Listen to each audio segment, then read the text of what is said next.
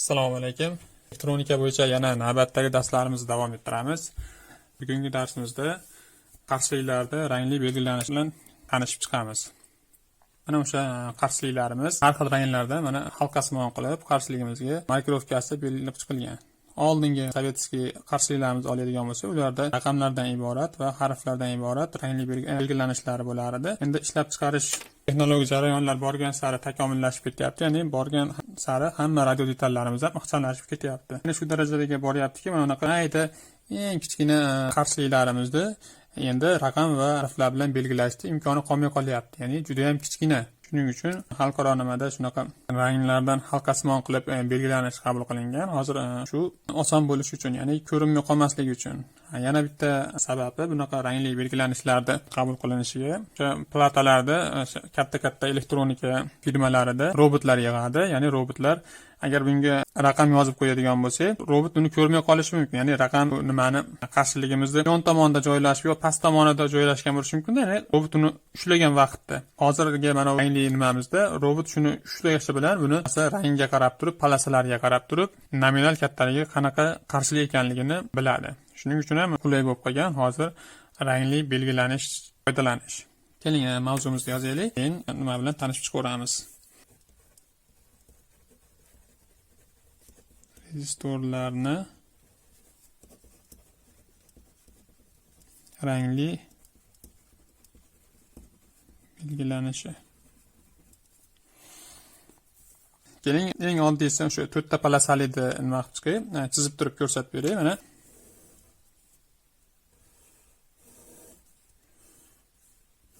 qarshiligimiz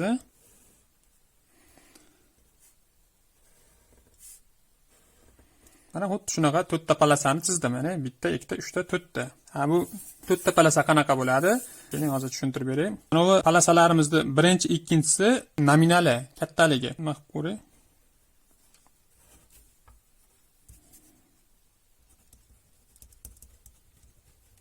Kattaligi. Bunimiz ham kattaligi. Mana bu uchinchimiz nollar soni, ya'ni daraja ko'paytirib olamizda, raqamlardan keyin nechta nol qo'yishimiz kerak? Nollar soni. Nollar soni. Oxirgi nimamiz, palasamiz, ya'ni oxirgi halqamiz pogрешность deymiz, ya'ni xatoligi, chetga chiqishi ruxsat etilgan. Masalan, 5% bilan 1%, 10% ruxsat etilgan xatoligi. Ruxsat etilgan.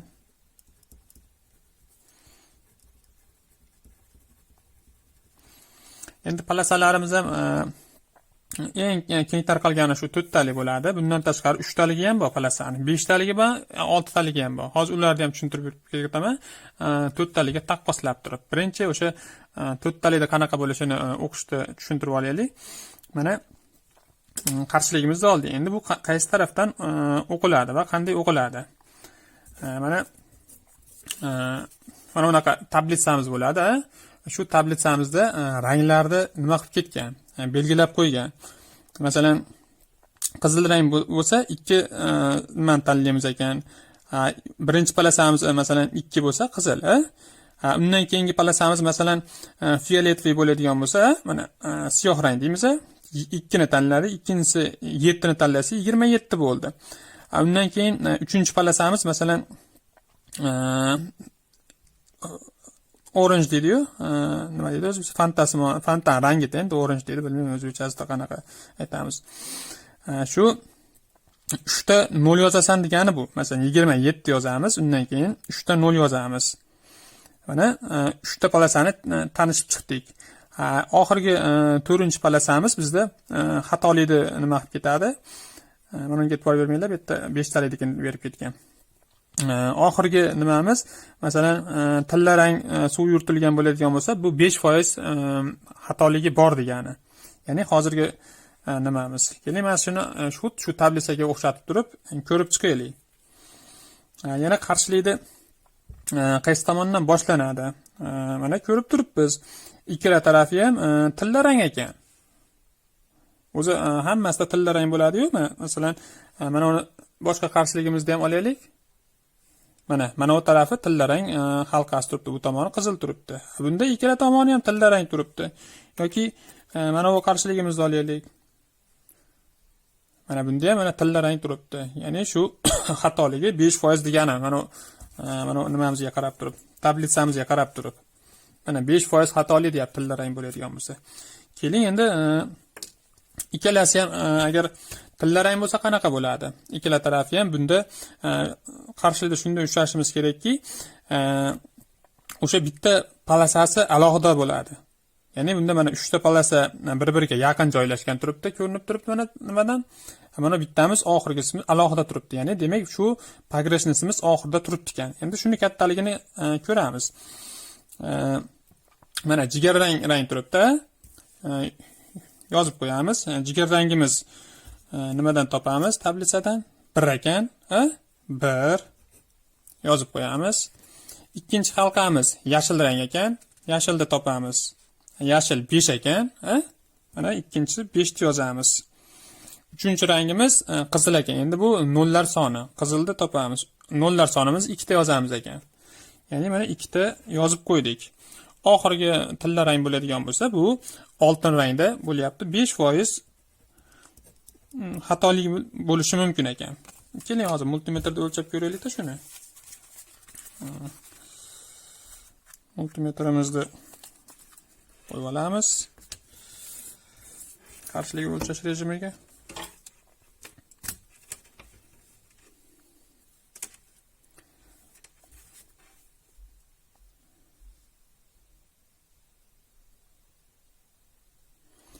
Bu 47 kilo ohm deyapti. Bizda necha chiqdi? Bu yerda bizda ohmda berilyapti. Agar bu nimaga o'tkazadigan bo'lsak, kilo ohmga 3 ta nima surib olamiz ham bunday qilib. Ya'ni 1.5 kilo ohm bo'ladi. 5% xatolik bilan.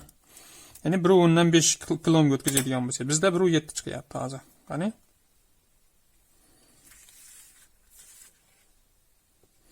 Bu 47 kilo ohm, 1.5 ga ozgina yetmayapti. Bu degani virguldan keyin 3-sonida 3 nimasi yetmayapti. Demak, qarshiligimiz to'g'ri ishlayapti. To'g'ri ko'rsatyapti. Ya'ni 5% gacha xatolikni bemalol ishlayveradi. Mana shuna qilib belgilab olamiz. Keyingisini ham ko'rib chiqaylik. Mana palasada alohida turibdi. Bitta tillarangimiz, demak shu progressiv port tarafi. Keyin agar hammasi bir xil bo'lib qolishi ham mumkin-da. Masalan, mana bunaqa nimaga yaqin bo'lib qolishi mumkin. Yana qanday ajratishimiz mumkin? Ikkita tillarang bo'lib qolganda dedi-ya. Mana bunimizda ikkita tillarang ekan. Yana shuni ajratishimiz mumkinki, qarshilik qaysi tarafdan boshlanadi. Mana bu qarshiligimizda ko'rinib turibdiki, palasamiz buni oyoqchasiga yaqin turibdi. Mana bu palasa. Progressionsimiz bunaqa yaqin yozilmaydi. Agar qarshiligimizda yetarlicha joy bo'ladigan bo'lsa belgilagan. Mana boshlanadigan tarafimiz oyoqchasiga yaqin bo'ladi. Demak, yashil rangni boshlaymiz. Yashil rang 5 bizda. Ikkinchi rangimiz jigarrang turibdi ekan. Tabletsadan jigarrangimiz ikkinchi 1 ni tanlaymiz ekan. 1. Uchinchimiz qora bo'lyapti. Qorani topamiz 3. Mana unisini qaraylik, bizda 4 taligu. Ya'ni 1 ekan. Ya'ni ko'paytiramiz. 1 da o'zi ekan. Tillarang bo'lganligi uchun oxirgisi xatoligimiz 5%. 5%. Endi multimetrda o'lchab ko'ramiz. Bizda 51 chiqdi, 51 ohmda o'zi. Oxiri qora bo'lganligi uchun mana hech narsa yozmaymiz ekan, tabletsadan ko'rinib turibdi. Ya'ni 51 ohm chiqish kerak hozir shu. O'lchab ko'ramiz.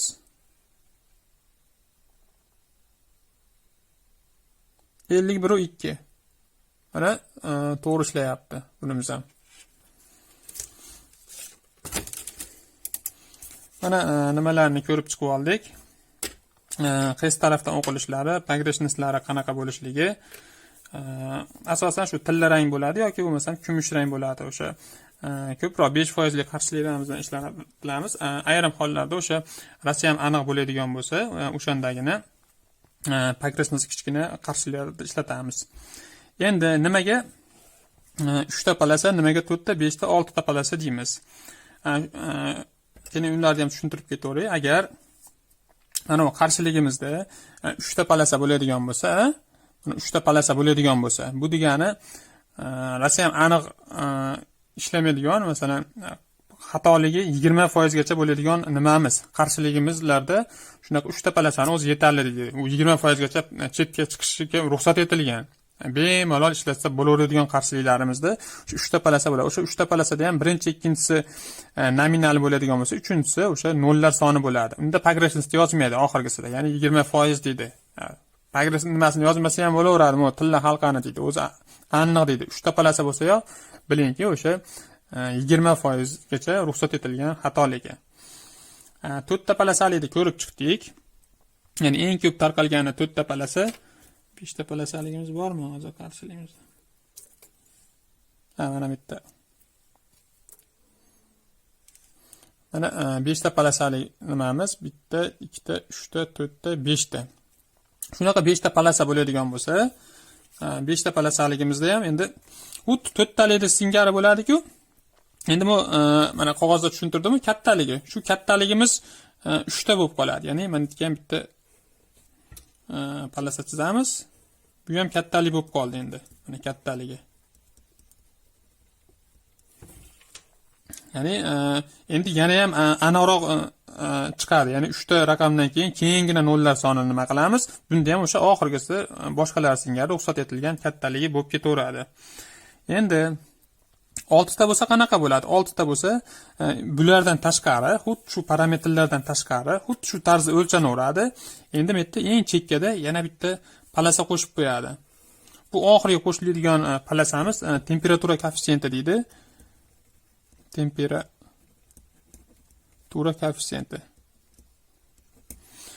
Bu nima degan temperatura koeffitsiyenti? Qarshiliklarimizni, masalan, qizigandan keyin qarshiligi o'zgarib ketadi. Masalan, qanchadir temperaturaga borgandan keyin qarshilikni bilamiz o'zgaradi.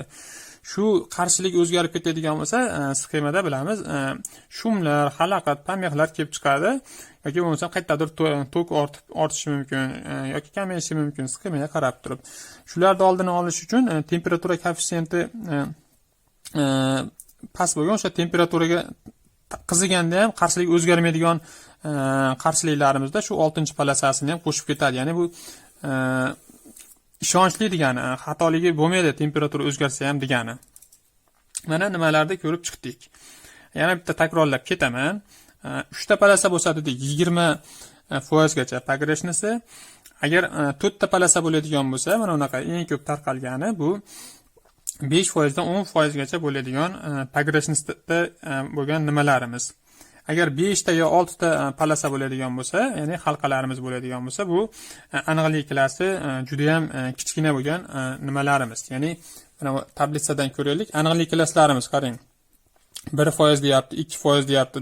Mana bitlarda undan ham kichkina aniqlik klassi, ya'ni juda ham to'sni ishlaydigan qarshiliklarimiz-da 0.5, 0.25, 0.10, 0.5% gacha aniq ishlaydigan nimalarimizni nima qilib ketyapti, ko'rsatib ketyapti. Bularımizda palasasi 5 talik yoki 6 taliklarimizda shunaqa bo'lib ketadi. Mana nimalarni ham ko'rib chiqdik. Rangli belgilanishlarda yana kimdadir endi mana unaqa tablitsa bo'lsa yaxshi. Tablitsadan bir zumda chiqarib oladi yoki bo'lmasam hozir internetda juda ham ko'plar saytlar bor. Agar siz bunaqa qilib buni o'rganmasdan agar esingizdan chiqib qoladigan bo'lsa, internetga kirib turib juda ham to'lib yotibdi. Xohlagan saytga kirib turib o'sha Svetoya markirovka deb turib bersangiz, onlayn tez-tez kalkulyatorlarimiz uni kattaligi necha ekanligini chiqarib beradi. Lekin mana u nima turgani ham yaxshi. Yana bundan tashqari hisoblashga qulay qilib universal mana tablitsa bor. Ya'ni bu universal tablitsamiz bir zimda o'sha bizga nominal kattaligimizni chiqarib beradi. Ya'ni o'sha ish joyimizda tursa hisoblab olaveramiz. Keling, hozir qaysi nima? Mana uni ko'rib chiqaylikmi? Birinchimiz deyapmiz ekan, mana jigarrang turibmiz ekan. Biz jigarrangga kelib olamiz, mana 1. Ikkinchimiz yashil turibdi ekan, jigarrangga yashilni to'g'rilaymiz. Uchinchimiz qizil turibdi ekan. Mana uchinchini qizil olib kelamiz. Qizil, oxirgimiz tilla rang palasada turibdi. Tilla rang palasani olib kelamiz. Mana jigarrang, yashil, qizil va tilla rang bo'ldi. Bu nima degani? 15 dan keyin 2 ta 0 bor degani va 5% nimamiz degani. Mana o'sha 15 dan keyin 2 ta 0 5% xatolik degani. Juda ham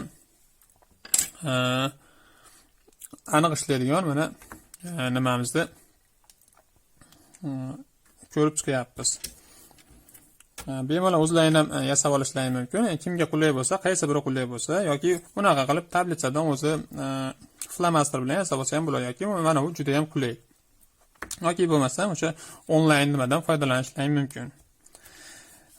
Qanaqa yana tushunmagan joylaring bo'lsa, kommentariyada so'rashlari mumkin. Savol berib, rahmat, sog' bo'linglar. Biz bilan keyingi darslarda ham kuzatib boring.